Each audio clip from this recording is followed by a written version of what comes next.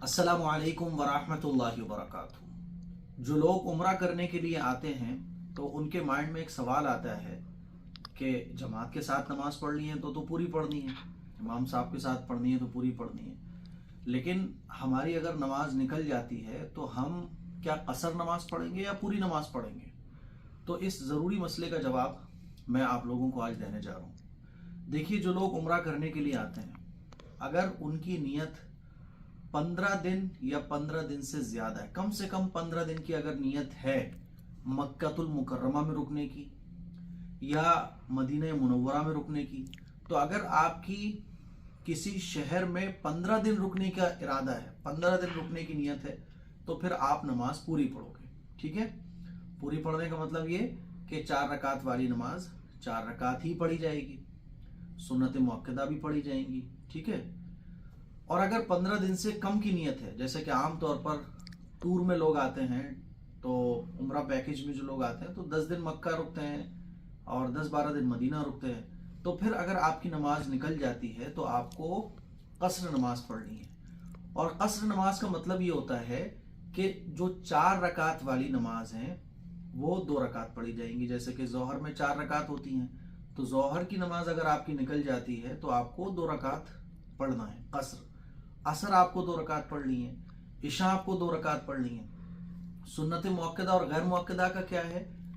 इसका यह है कि आप पढ़ना चाहो तो पढ़ सकते हो, ना पढ़ना चाहो तो कोई गुनाह नहीं है मुसाफिर पर। ठीक है, हाँ, वित्र जो है वो पढ़े जाएंगे।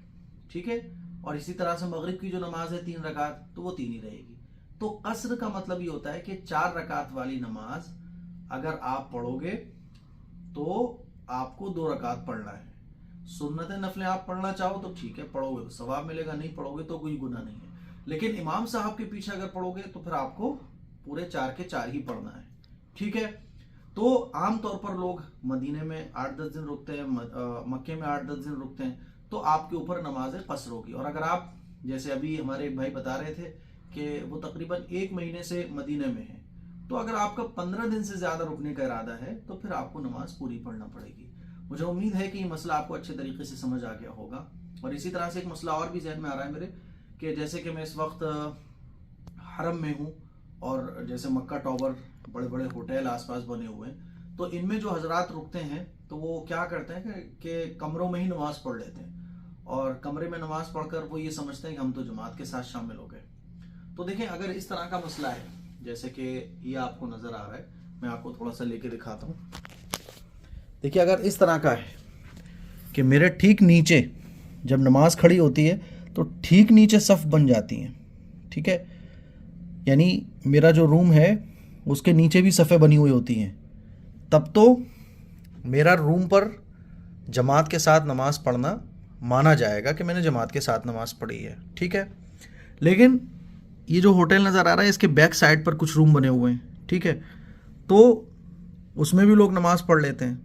कुल मिला के मैं कहना ये चाह रहा हूँ कि जब आप इतने करीब हैं तो नीचे जाइए और नीचे जाके सफ़ों में के बीच में सफ़ों में मिलकर नमाज पढ़िए। रूम पे नमाज एक मजबूरी के दर्जे में रखिए, है ना। और ऐसा रूम है जैसे मैं बता रहा हूँ, जैसे कि मेरा रूम है, तब भी किसी हद तक आप पढ़ सकते हो, चलो रूम में जमात के साथ ही माना जाएगा। लेकिन ऐसे रूम जो बिल्कुल अलग हैं, यानी उनसे ना हरम नज़र आ रहा है ना, ना सफ़ें आपको दिख रही हैं, तो फिर जो है बेहतर ये है कि कमरों में नमाज पढ़ने से बचना चाहिए। मैं तो बस इतना कहूँगा कि कमरे में नमाज पढ़ने से बचना चाहिए। जब आप इतनी मुबारक जगह पर आए हैं तो हरम में जाइए, नीचे जाइए और करीब से करीब जगह पर नमाज पढ़ने की कोशिश कीजिए। ठीक है, तो मुझे उम्मीद है ये मसला आपको अच्छे तरीके से समझ आ गया होगा। इसको शेयर करें। अस्सलामु अलैकुम वरहमतुल्लाहि वबरकातुहू।